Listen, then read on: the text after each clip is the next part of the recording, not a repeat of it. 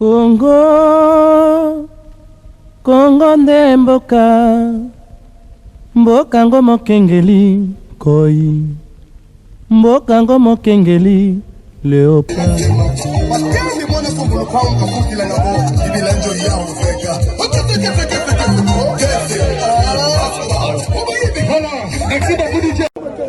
Mesdames et messieurs, distingués invités, honorables cadres et militants du Parti Nouvel An, chers compatriotes, permettez-moi avant toute chose d'exprimer notre profonde gratitude à l'autorité morale du Parti Nouvel An, son Excellence M. Adolphe Mozito, vice-premier ministre, ministre du budget de la République démocratique du Congo, pour son leadership éclairé, son engagement constant en faveur de la démocratie et sa vision d'un Congo fort, uni et prospère.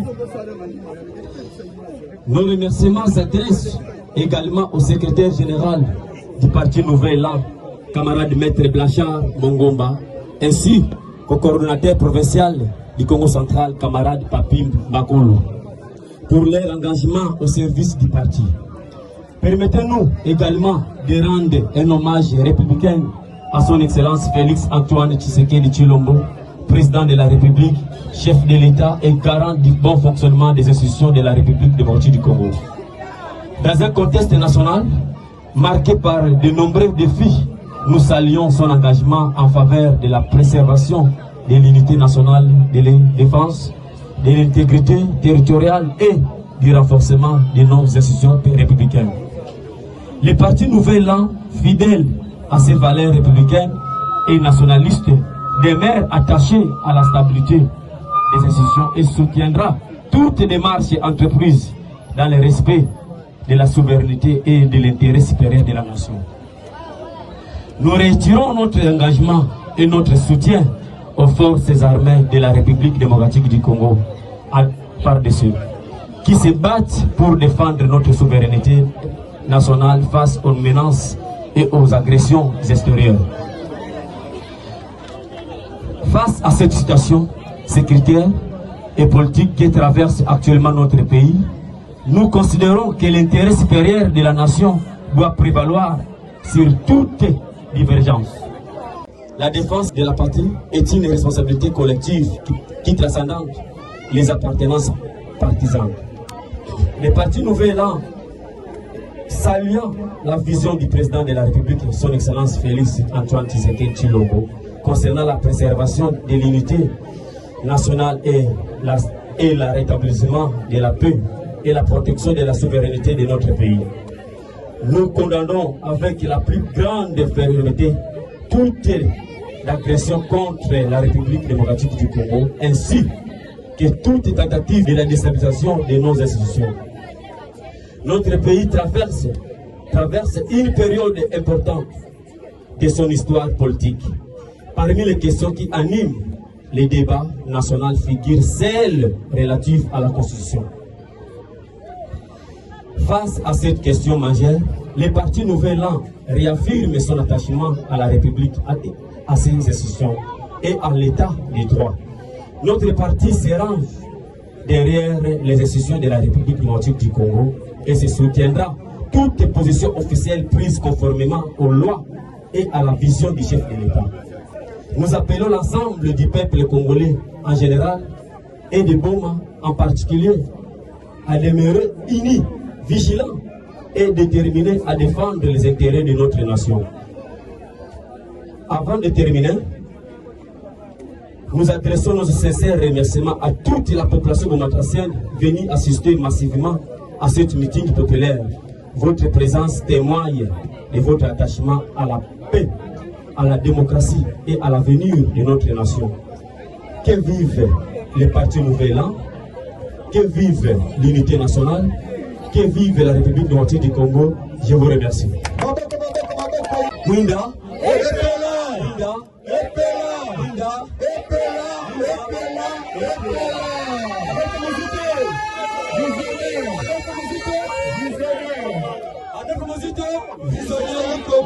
Visionnaire du Congo, Liste des chiffres.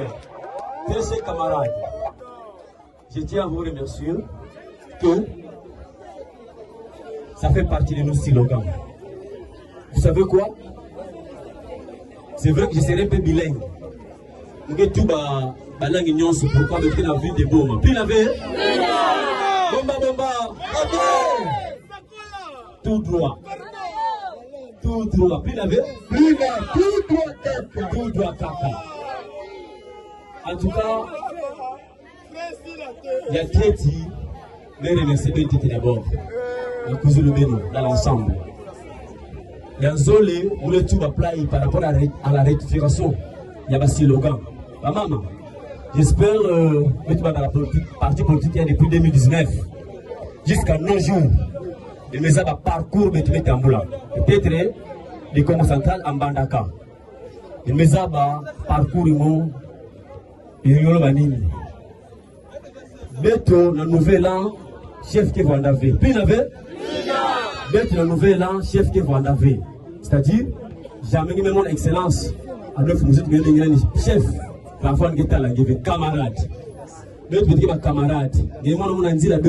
Vous êtes camarade. Winda? Si le gars est là, si le gars est sur ça, vous êtes cas. On maîtrise le slogan, ils ont la kitoko. Ce qui m'a dit, nous devons avoir voiture, car les logos, on n'a pas de carte. Si le gars est en monnaie, il ne pas télémi. Après ça, ça y est. En tout cas, message dans les années, dans le journal Lélo. C'est vrai que pendant parti politique depuis 2019. Vous avez parcours à parti politique, tu es en opposition républicaine. Les lots, tout le monde a Bungamba. Vous avez Bungamba, non? Tout le monde a passé. Je tiens à vous signaler, tout le monde a sens soin. Tout le monde a sens soin. On va fleur par-ci par-là. Les lots, tout le monde a bureau à Bissomoko. Tu fais de la rater. Dis, tu as dit ça? Très chers camarades, au nom du président de l'Union de excellence. Plein avec? Très chers camarades. Très chers camarades. Et là, vous savez, non, Mukanda Moyo, son amanda. Et vous avez un message. Peut-être, message clé dans le précédent, avant de citer, message clé d'abord, ils ont la balasouka. Ils ont la balasouka, ma maman, la papa. Bisso, à militaire nouvelle an, qui est l'hôpital avec tout le monde, c'est mis à bas, ici, il y a quelqu'un. Il y a un traitement offert.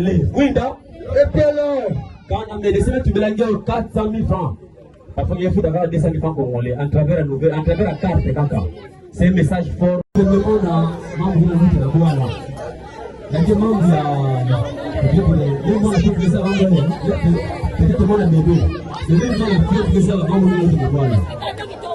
Message message fort. C'est vrai que le temps a fini.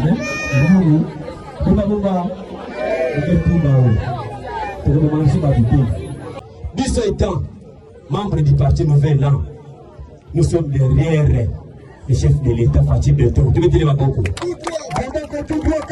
sommes derrière Fatih Beto.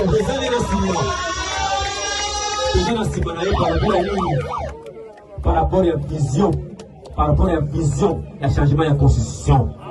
Très chers camarades, peut-être dans le lobby trop nécessaire, on va tirer la zone à moquer. Ata va changer 20 présidents.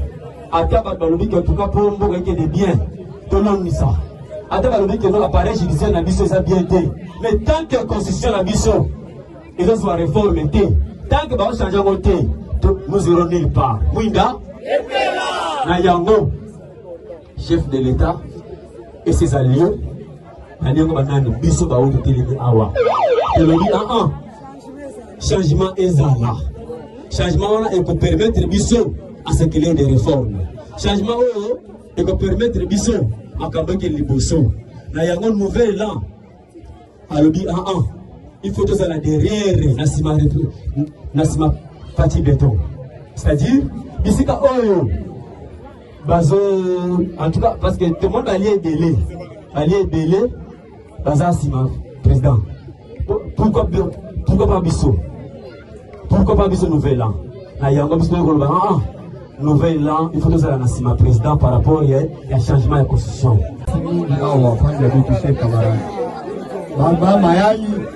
Place de Baki en masse, très très difficile. Là où il a pas un cher camarade. Depuis le monde, comme ils sont verts, Moïse, il est pas un beto, Yombe, pas un beto. Il y a le plan de l'homme à panger. Yesunga bête, le fils qui te coule à fiotte, il semble que Sunga Bibo Bayai. La bête, ma chaîne, ma poule qui était fiotte et à volo, mais. Va panga bête yai, ma poule, le kuma, et petit. Il y a le plan de l'homme, merci, merci, mettez-moi là dans le message. Ma maman, qu'est-ce qu'il a dans la terre 6? Moyen pour s'engager, ça s'en va quoi? N'a même dans Zolanka, on peut la Numbi, il y a que levé. Ma quel problème, il y a passerelle. Ma quel qui en vous fait, il n'a pas les dates à l'outil là. Et en plus de cela, ma mère qu'il faut que il y a maza. Ma quel problème, il y a maza dans la terre 6, on piqué levé. Il y a qu'un outil, non? On piqué levé, hein? Voilà. Va me lancer un message fort dans son excellence. Il n'a pas de zona Kamingi, Adolphe Mouzit, ministre budget. Andi Baki la meto. Ne fiske kinyongo ya nkambo ya kuzingira na kizunga hei. Yazaba na kukumina ndi sambu tena bilumu kekuiza babaka solution. Yake mutini na ve. Allez, maboko sambu na beto nyonso. Message déjà, message na bakoleta. Munda! En tout cas, merci vraiment, Président Cédric. Il y a parti Nouvel Élan, il y a ministre Beto Mozito. Vraiment, quand on est sur le ministre Beto Mozito, vous allez vous dire le maboko. Ça vous tenez la parti. En tout cas, Beto, ma leader de Congo central, Tchakout national et Tchakout territorial. La moitié de notre candidat en ville à Boma, et tout le monde, je vais te voir la belle victoire. Ça m'a vision, il a un chef de l'État qui a bonata à Congo. Ça m'a changé Nini. Nini. Parce que quand on a changé, on peut nous préserver tout le monde avec un bout à peau.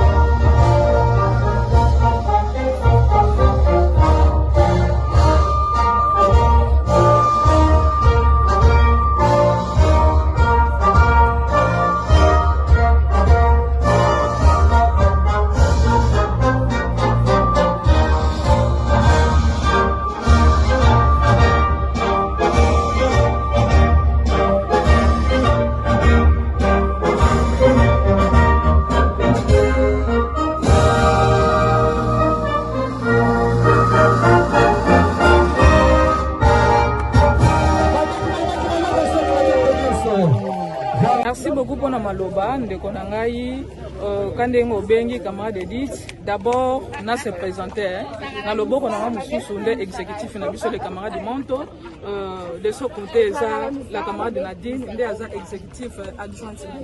Bon en fait activité de salio eza juste pour nous soutenir d'abord ba institution na biso et de deux soutien na biso na FARDC et de trois aussi to ça la visibilité aussi il y a parti Nouvel Élan.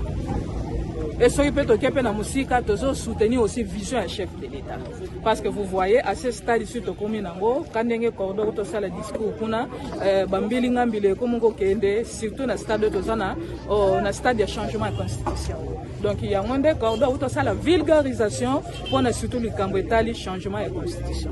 Constitution, tout ça, est comme tellement vétiste, et ça, la disposition est belée, qu'on doit réaménager, qu'on doit changer, et raison pour laquelle il est vulgariser la population bomatrasen, bayeba na état pour Donc pour les partis nouvelles-langues, vous allez pour le changement et la constitution. Affirmatif, nous sommes vraiment pour le changement. Ok, merci beaucoup. Pour le reste, c'est une bonne chance et puis continuer malade. Toton Dibino Botoli.